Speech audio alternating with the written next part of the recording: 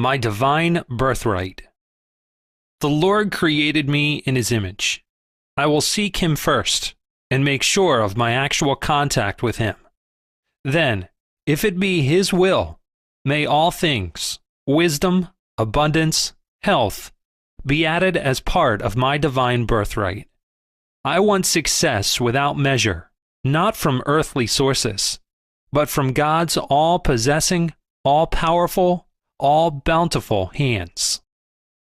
The law of success. Is there a power that can reveal hidden veins of riches and uncover treasures of which we never dreamed? Is there a force that we can call upon to give health, happiness, and spiritual enlightenment? The saints and sages of India teach that there is such a power. They have demonstrated the efficacy of truth principles that will work for you too, if you give them a fair trial. Your success in life does not altogether depend on ability and training. It also depends on your determination to grasp opportunities that are presented to you. Opportunities in life come by creation, not by chance. You yourself, either now or in the past, including the past of former lives, have created all opportunities that arise in your path. Since you have earned them, use them to the best advantage. If you use all available outward means, as well as your natural abilities, to overcome every obstacle in your path, you will thus develop the powers that God gave you, unlimited powers that flow from the innermost forces of your being. You possess the power of thought and the power of will. Utilize to the uttermost these divine gifts. The power of thought. You demonstrate success or failure according to your habitual trend of thought. In you, which is the stronger, success thoughts or failure thoughts? If your mind is ordinarily in a negative state, an occasional positive thought is not sufficient to attract success. But if you think rightly, you will find your goal, even though you seem to be enveloped in darkness. You alone are responsible for yourself. No one else may answer for your deeds when the final reckoning comes.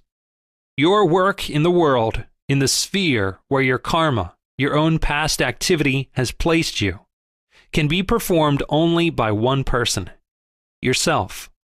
And your work can be called a success only when in some way it serves your fellow man. Don't mentally review any problem constantly. Let it rest at times, and it may work itself out. But see that you do not rest so long that your discrimination is lost. Rather, use these rest periods to go deep within the calm region of your inner self. Attuned with your soul, you will be able to think correctly regarding everything you do. And if your thoughts or actions have gone astray, they can be realigned. This power of divine attunement can be achieved by practice and effort. Will is the dynamo. Along with positive thinking, you should use willpower and continuous activity in order to be successful. Every outward manifestation is the result of will, but this power is not always used consciously. There is mechanical will as well as conscious will. The dynamo of all your powers is volition, or willpower. Without volition, you cannot walk, talk, work, think, or feel. Therefore, willpower is the spring of all your actions. In order not to use this energy, you would have to be completely inactive both physically and mentally. Even when you move your hand, you are using willpower. It is impossible to live without using this force. Mechanical will is an unthinking use of willpower. Conscious will is a vital force accompanying determination and effort, a dynamo that should be wisely directed. As you train yourself to use conscious, not mechanical will, you should also be sure that your willpower is being used constructively, not for harmful purposes or for useless acquisitions. To create dynamic willpower, Determine to do some of the things in life that you thought you could not do. Attempt simple tasks first. As your confidence strengthens and your will becomes more dynamic, you can aim for more difficult accomplishments. Be certain that you have made a good selection. Then refuse to submit to failure. Devote your entire willpower to mastering one thing at a time. Do not scatter your energies, nor leave something half done to begin a new venture. You can control destiny. Mind is the creator of everything. You should therefore guide it to create only good. If you cling to a certain thought of dynamic willpower, it finally assumes a tangible outward form. When you are able to employ your will always for constructive purposes, you become the controller of your destiny. I have just mentioned 3 important ways to make your will dynamic. 1. Choose a simple task or an accomplishment that you have never mastered and determine to succeed with it. 2. Be sure you have chosen something constructive and feasible. Then refuse to consider failure. 3. Concentrate on a single purpose, using all abilities and opportunities to forward it.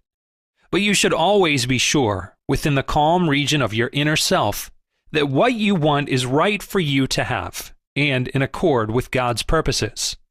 You can then use all the force of your will to accomplish your object, keeping your mind, however, centered on the thought of God, the source of all power and all accomplishment. Fear exhausts life energy. The human brain is a storehouse of life energy. This energy is constantly employed in muscular movements, in the working of the heart, lungs, and diaphragm, in cellular metabolism and chemicalization of blood, and in the carrying on of the work of the telephonic sensory motor system, the nerves. Besides this, a tremendous amount of life energy is required in all processes of thought, emotion, and will. Fear exhausts life energy. It is one of the greatest enemies of dynamic willpower. Fear causes the life force that ordinarily flows steadily through the nerves to be squeezed out, and the nerves themselves to become as though paralyzed. The vitality of the whole body is lowered. Fear doesn't help you to get away from the object of fear. It only weakens your willpower. Fear causes the brain to send an inhibiting message to all bodily organs. It constricts the heart, checks the digestive functions, and causes many other physical disturbances. When the consciousness is kept on God, you will have no fears.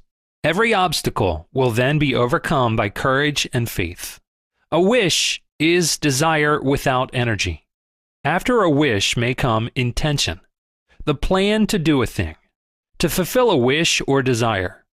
But will means I act until I get my wish. When you exercise your willpower, you release the power of life energy, not when you merely wish passively to be able to obtain an objective. Failures should arouse determination. Even failures should act as stimulants to your willpower and to your material and spiritual growth. When you have failed in any project, it is helpful to analyze every factor in the situation in order to eliminate all chances in the future that you might repeat the same errors. The season of failure is the best time for sowing the seeds of success. The bludgeon of circumstances may bruise you, but keep your head erect. Always try once more, no matter how many times you have failed. Fight when you think that you can fight no longer, or when you think that you have already done your best, or until your efforts are crowned with success. A little story will make this point clear. A and B were fighting. After a long time, A said to himself, "I cannot go on any longer." But B thought, "Just one more punch," and he gave it, and down went A. You must be like that. Give a last punch. Use the unconquerable power of will to overcome all difficulties in life. New efforts after failure bring true growth, but they must be well planned and charged with increasing intensity of attention and with dynamic willpower. Suppose you have failed so far. It would be foolish to give up the struggle, accepting failure as the decree of fate. It is better to die struggling than to abandon your efforts while there is still a possibility of accomplishing something more. For even when death comes, your struggles must soon be renewed in another life. Success or failure is the just result of what you have done in the past, plus what you do now. So you should stimulate all the success thoughts of past lives until they are revitalized and able to overrule the influence of all failure tendencies in the present life. The successful person may have had more serious difficulties to contend with than one who has failed, but the former trains himself to reject the thought of failure at all times. You should transfer your attention from failure to success, from worry to calmness, from mental wanderings to concentration, from restlessness to peace, and from peace to the divine bliss within. When you attain this state of self-realization, the purpose of your life will have been gloriously fulfilled. The need for self-analysis. Another secret of progress is self-analysis. Introspection is a mirror in which to see recesses of your mind that otherwise would remain hidden from you. Diagnose your failures and sort out your good and bad tendencies. Analyze what you are, what you wish to become, and what shortcomings are impeding you. Decide the nature of your true task, your mission in life. Endeavor to make yourself what you should be and what you want to be. As you keep your mind on God and attune yourself to His will, you will progress more and more surely in your path. Your ultimate purpose is to find your way back to God, but you also have a task to perform in the outer world. Willpower, combined with initiative, will help you to recognize and fulfill that task. The creative power of initiative. What is initiative? It is a creative faculty within you, a spark of the infinite creator. It may give you the power to create something no one else has ever created. It urges you to do things in new ways. The accomplishments of a person of initiative may be as spectacular as a shooting star, apparently creating something from nothing.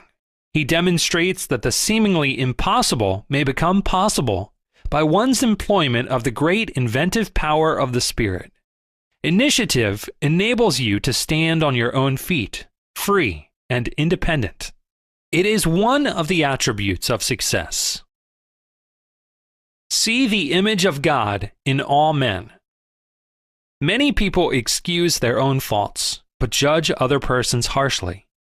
We should reverse this attitude by excusing others' shortcomings and by harshly examining our own. Sometimes it is necessary to analyze other people.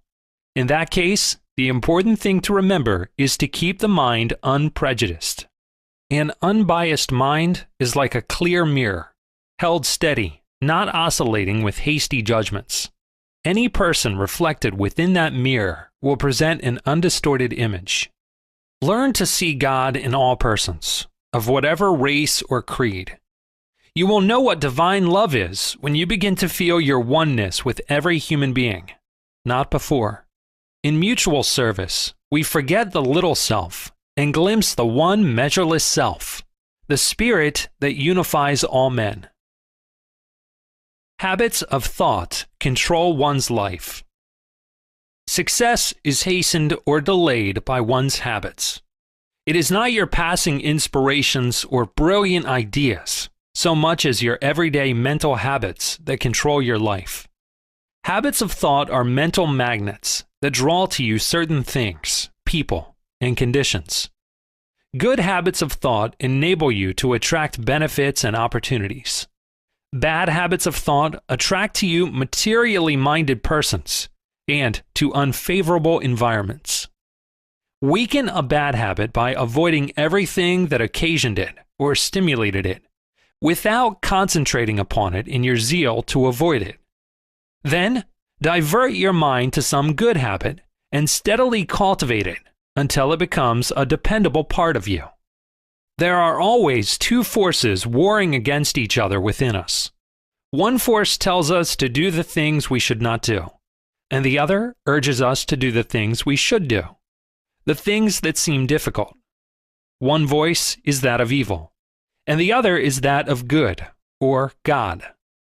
Through difficult daily lessons, you will sometimes see clearly that bad habits nourish the tree of unending material desires, while good habits nourish the tree of spiritual aspirations.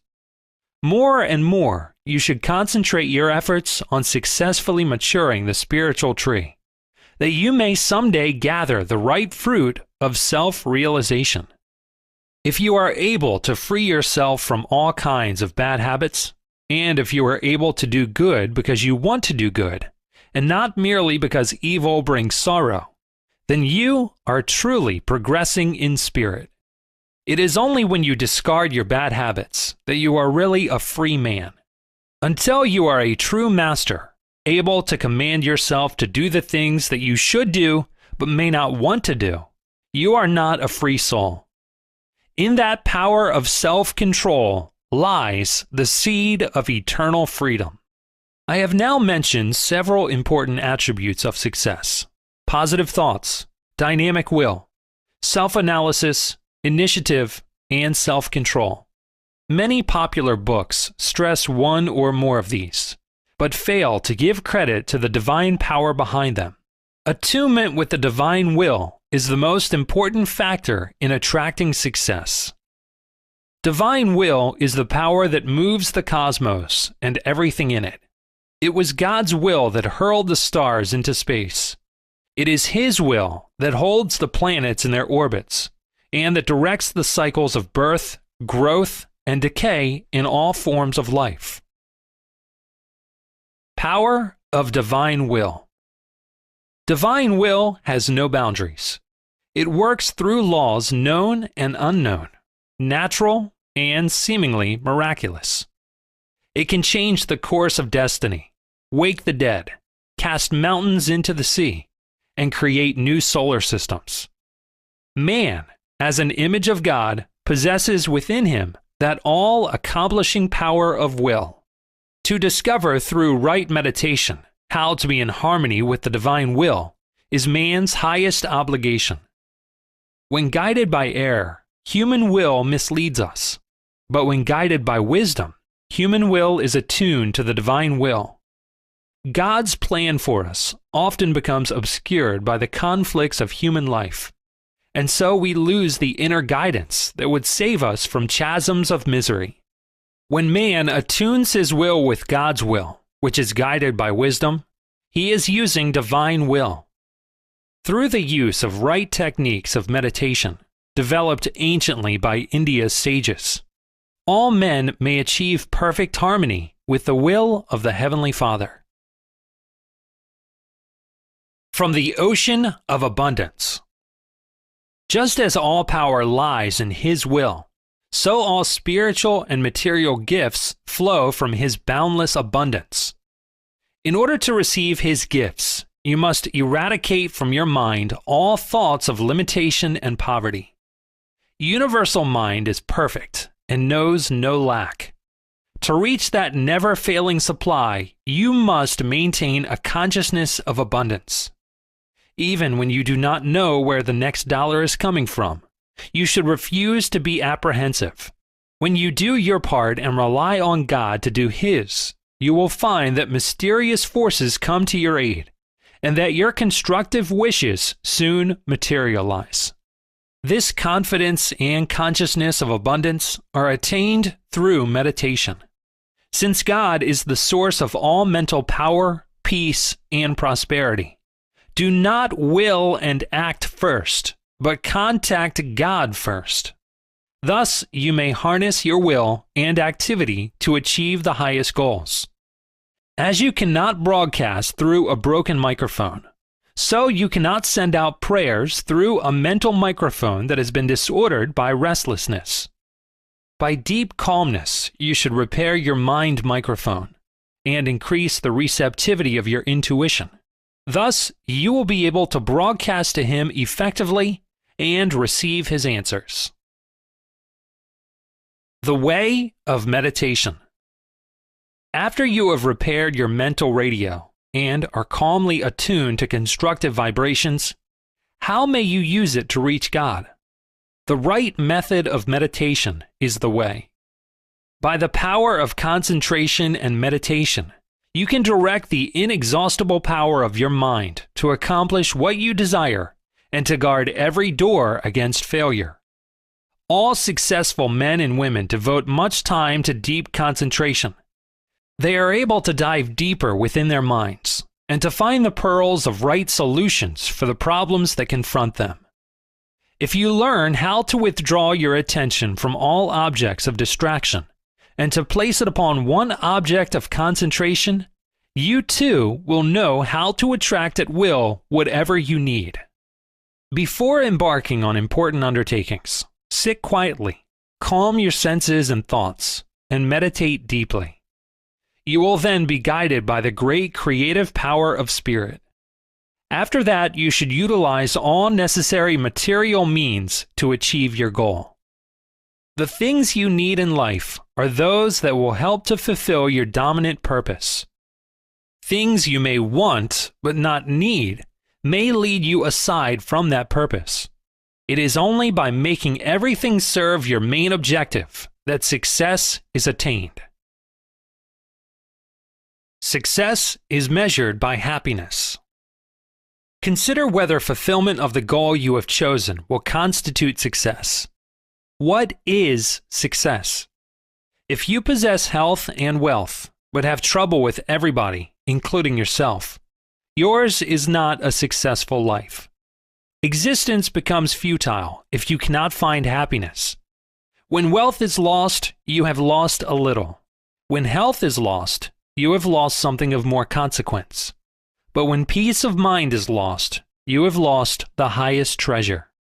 Success should therefore be measured by the yardstick of happiness, by your ability to remain in peaceful harmony with cosmic laws.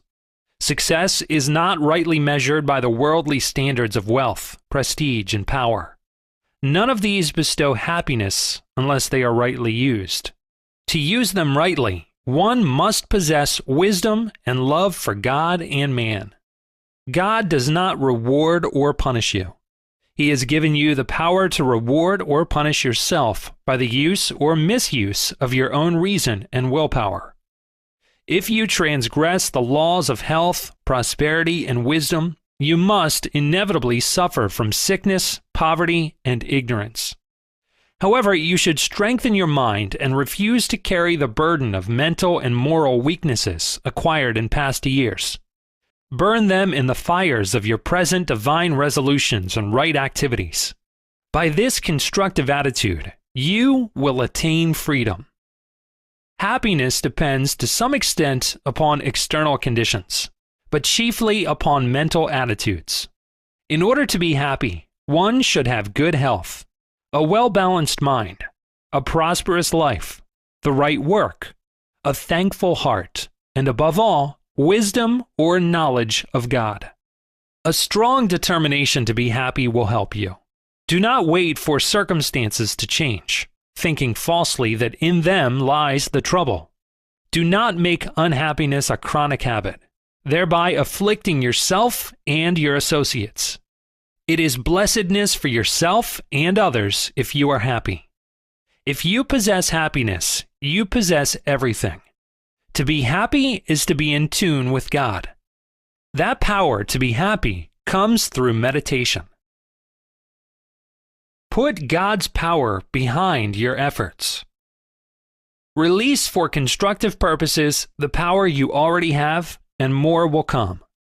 Move on your path with unflinching determination, using all the attributes of success.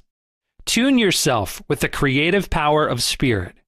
You will be in contact with the infinite intelligence that is able to guide you and to solve all problems. Power from the dynamic source of your being will flow uninterruptedly so that you will be able to perform creatively in any sphere of activity. You should sit in silence before deciding about any important matter, asking the Father for His blessing. Then behind your power is God's power. Behind your mind, His mind. Behind your will, His will. When God is working with you, you cannot fail. Every faculty you possess will increase in power. When you do your work with the thought of serving God, you receive His blessings. If your work in life is humble, do not apologize for it. Be proud, because you are fulfilling the duty given you by the Father. He needs you in your particular place. All people cannot play the same role. As long as you work to please God, all cosmic forces will harmoniously assist you. When you convince God that you want Him above all else, you will be attuned to His will.